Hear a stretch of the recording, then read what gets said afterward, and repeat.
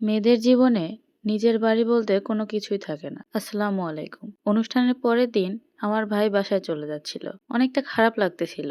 একাই আসছিল, আবার একদিন পরেই চলে যাচ্ছে।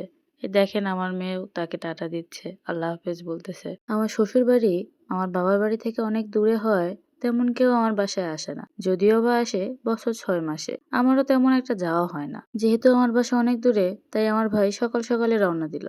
আমার জামাই ওকে বাসে তুলে দেওয়ার জন্য নিয়ে যাচ্ছিল। মনটা একটু খারাপই ছিল, যেহেতু সে একদিন থেকে গেছে। আর কয়েকদিন থাকলে হয়তো কিছু রান্নাবান্না করে খাওয়াইতে পারতাম, কিন্তু কি আর করার, পরের দিন তার পরীক্ষা ছিল, এই জন্য তাড়াহুড়ো করে চলে গেল। এদিকে সন্ধ্যাবেলায় আমাদের এখানে একটা সভা হচ্ছিল, মানে ওয়াজ মাহফিল। আমার দেবর একটা পুরস্কার পাইছে, সে গজল বলছিল। ওয়াজ মাহফিলটা হচ্ছিল আমার বাসার কাছেই, মানে ২ মিনিট যেতে হয়। কিন্তু এই জায়গাটাতে আমি কখনো আসিনি। বিয়ের আজ ৫ বছর হচ্ছে, এরপরও আমি কখনো এই জায়গায় দেখিইনি, মানে কখনো আসিইনি। আমি খুব দরকার ছাড়া বাসা থেকে বের হই না, সেটা শ্বশুর বাড়ি হোক কিংবা বাবার বাসা। এখন মনে হয় বয়সই এরকম হয়ে গেছে, আর বের হতে ইচ্ছা করে না। অথচ যখন ছোট ছিলাম, আমাদের বাসা ২-৩ গ্রামের মানুষকে পর্যন্ত চিনতাম আমি। এখানে আসার অনেক শখ ছিল আমার, কিন্তু ওই যে দেবরের অনুষ্ঠানের পুরস্কার নিতে আসার সময় আমার পায়ে কাটা ফুটছিল। এজন্য জামাই আর আমার মেয়েকে পাঠাই দিছিলাম। ওরা দুজন এসে ঘুরে গেল। আমার মেয়ের খুব ইচ্ছা ঘুরতে যাওয়ার, বাইরে যাওয়ার। ওয়াজ মাহফিলে এমন ভাবে দোকান বসছে, মনে হচ্ছে মেলা বসছে। নাগরদোলাও ছিল। আমি কখনো দেখিনি ওয়াজ মাহফিলে নাগরদোলা থাকে। এই যে দেখেন বাবা মেয়ে হাজির হয়েছে।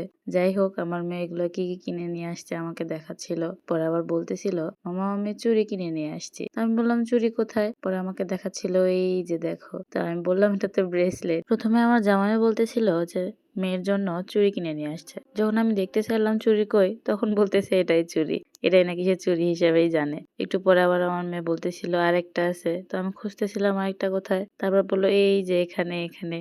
তারপর দেখলাম যে হ্যাঁ, ২ হাতে ২টা নিয়েছে। অথচ এর আগেই কিন্তু আমি কিনে নিয়ে আসছিলাম এরকম ২-৩টা আছেই ওর, কখনো পরে না। ওই ২-১ দিন পরে এই আর কি। আর আমার জন্য জামাই দেখেন পাপড় নিয়ে আসছে ২টা। আমি আর যাই করি, মানে মেলাতে গেলে বা যেখানে দোকান বসুক না কেন, আমি গিয়ে আগে পাপড় খুঁজি, পাপড় আছে কিনা। পাপড় আমার এতই পছন্দ যে ঈদের সময় আম্মু পাপড় কিনে একটা বয়ামে রাখে দেয়। আমি যখন বাসায় যাই তখন আমাকে খুলে দেয়, তখন আমি খাই। এরপর মেয়ে বলতেছিল যে কি কিনে আসছে সেগুলো খুলে দিতে। তো আমি এক হাত দিয়ে ভিডিও করতেছিলাম, আর এক হাত দিয়ে খুলে দিচ্ছিলাম যে কি কিনে আসছে। ওই তো একটা পিস্তল নিয়ে আসছে, ছোট ছোট গুলি আছে আবার, মানে বন্দুকের গুলি। আর এই যে একটা চাবি রিং নিয়ে আসছে, এটা নাকি সে বলতেছিল যে বাবা আমাকে কিনে দাও, ওই জন্য কিনে দিছে। আর এটার কাহিনী হলো, পিস্তলটা মনে হয় আমার মেয়ে একবার খেলছে, এরপরে আমি খেলছি। না হলে আধা ঘন্টা খেলার পর নিচে যে রিলোডের অপশনটা থাকে সেটা আমি ভাঙে ফেলছিলাম। কি অবস্থা, সেদিনই নিয়ে আসছে, সেদিনই ভাঙে ফেলছি। পরে আবার আমার মেয়ে বলতেছিল, বাবা দেখো মামা ভাঙে ফেলছে, তুমি আরেকটা এনে দিও।